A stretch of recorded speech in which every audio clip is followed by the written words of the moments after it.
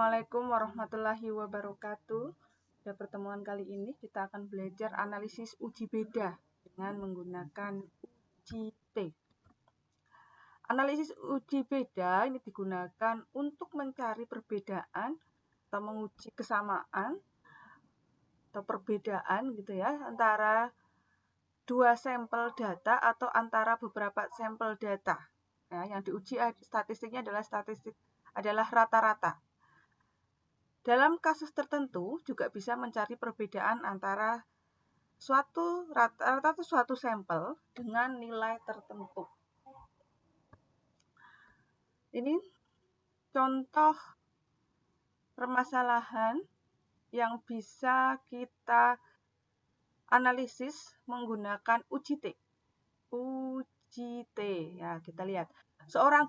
Misalkan seorang guru ingin mengetahui apakah rata-rata hasil belajar siswa mencapai nilai sebesar 80 ya. Ini biasanya disebut nilai KKM. Apakah rata-rata hasil belajar siswa mencapai KKM sebesar 80? Ya, ini bisa menggunakan uji T.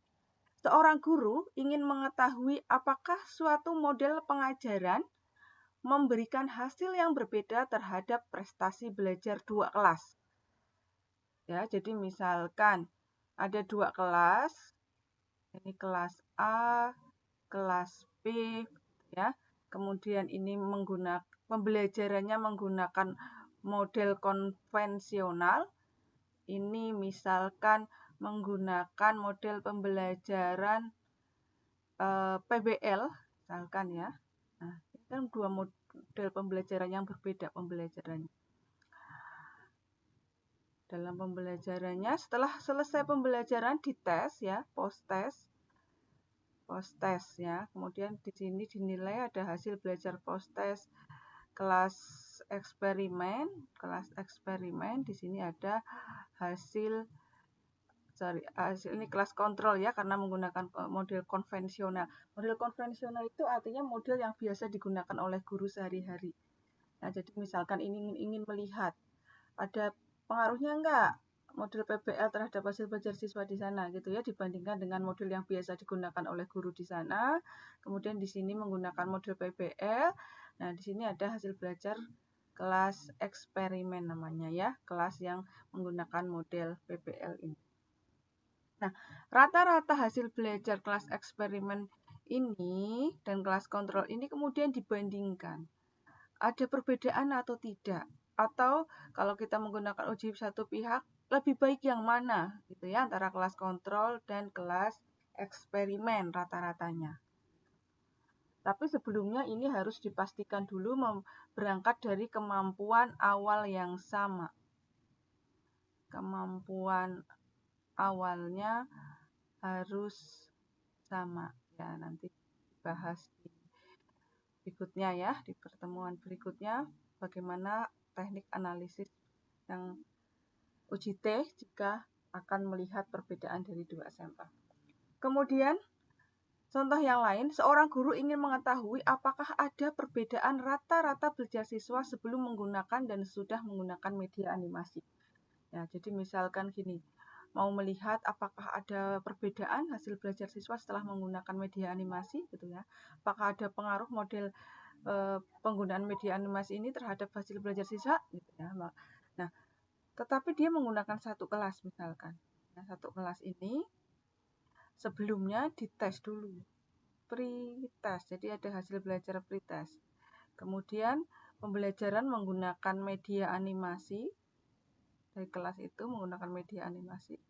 Setelah pembelajaran menggunakan media animasi dites lagi. Tes setelah berarti namanya post-test. Nah, hasil belajar sebelum dan sesudah menggunakan media pembelajar ini nanti dibandingkan ya. Dibandingkan ada perbedaan apa tidak atau meningkat apa tidak gitu ya. Ini maka bisa menggunakan uji T.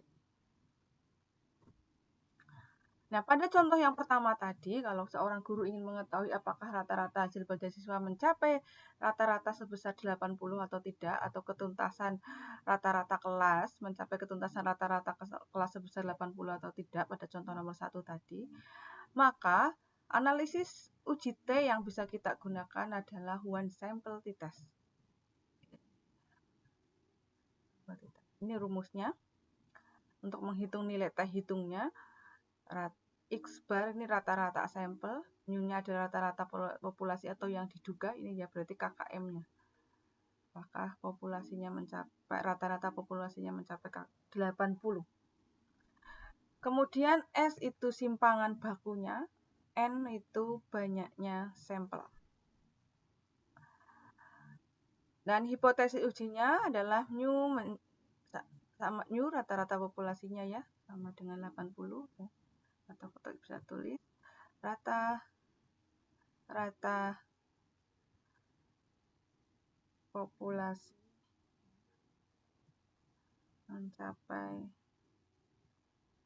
nilai 80 gitu ya. Kalau ini berarti tidak mencapai nilai 80 atau tidak sama dengan ya, tidak sama dengan 80.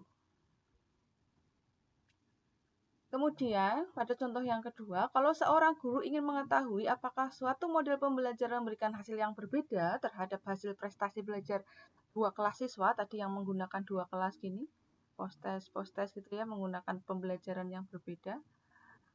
Ya, ini konvensional, ini pakai model PBL tadi contoh itu, maka ini yang digunakan ya, kalau namanya independent sample t-test.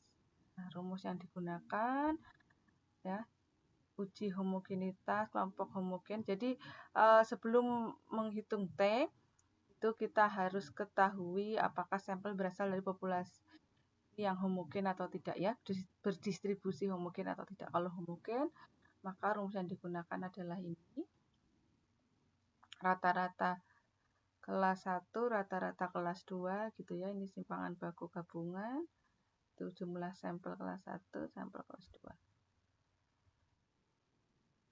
Nah, kalau ternyata dari hasil uji homogenitas, jadi teman-teman, jadi sebelum menggunakan uji theta ini, kita harus uji homogenitas terlebih dahulu ya. Nanti dibahas nanti ya pada pertemuan berikutnya bagaimana uji homogenitas dan uji T ini. Nah, kalau sampelnya tidak homogen, nanti ya dari hasil uji homogenitas itu, maka rumus yang digunakan adalah T aksen ini. T aksen ini ya, T aksen ini. Dengan hipotesis ujinya, mu1 sama dengan mu2 ya, rata-rata kedua sampel sama, mu1 tidak sama dengan mu2 atau rata kedua sampel berbeda. Kriteria penerimaan hipotesisnya, H0 diterima jika T hitung lebih kecil dari T tabel. Dan H0 ditolak ya, atau terima H1 kalau T hitung lebih besar ya, kebalikannya ini kalau lebih besar berarti H0 ditolak, yang diterima adalah H1-nya. Pada contoh yang ketiga, kalau misalkan seorang guru ingin mengetahui apakah ada perbedaan rata-rata belajar siswa sebelum menggunakan dan sesudah menggunakan media animasi ini ya. Contohnya sebelum dan sesudah gitu ya. Melihat perbedaan nilai pretest, post-test gitu ya, maka yang digunakan adalah T-Pipe Sample T-Test. Rumusnya ini ya, T-nya sama dengan rata-rata dari D. D itu selisih ya, rata-rata dari selisih kedua pengukuran. Dikurangi 0 per S-nya simpangan baku, N-nya banyaknya sampel. Hipotesisnya, rataan hasil belajar sebelum dan sesudah menggunakan media animasi sama.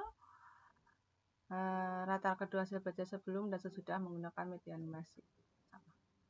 Itu jadi uji T ini ada 3 macam tadi ya. Pertama, one sample t-test tadi yang pertama, yang kedua independent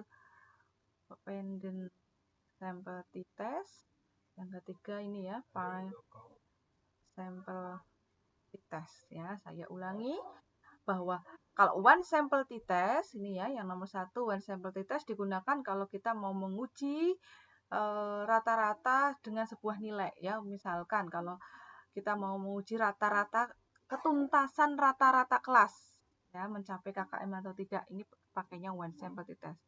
Kemudian yang kedua, independent sample test kita gunakan kalau kita mau melihat perbedaan rata-rata dari dua kelas. Contoh tadi, satu kelas menggunakan model konvensional, satu kelas menggunakan model PBL, dilihat hasil belajarnya apakah ada perbedaan atau tidak. Ini independent sample test. Kemudian yang ketiga, kalau kita mau melihat perbedaan nilai sebelum dan sesudah perlakuan, atau kalau dalam contoh ini perlakuannya penggunaan media animasi ya, animasi, media pembelajaran animasi ini. Sebelum menggunakan media animasi dan sesudah menggunakan media animasi, dilihat perbedaannya, maka yang digunakan adalah one sample. Itu. Nah, langkah-langkah atau cara-cara menggunakan one sample test, independent sample test, batch sample test dijelaskan di pertemuan. Assalamualaikum warahmatullahi wabarakatuh.